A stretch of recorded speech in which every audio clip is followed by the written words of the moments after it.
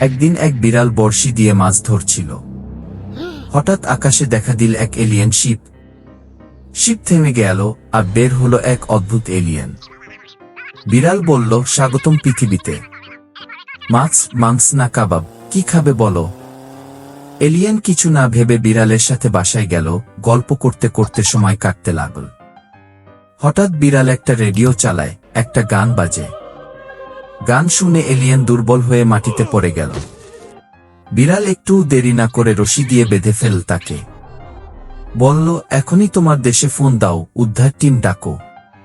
খবর পেয়ে এলিয়েন রাজা নিজেই শিপে করে ছুটে আসে।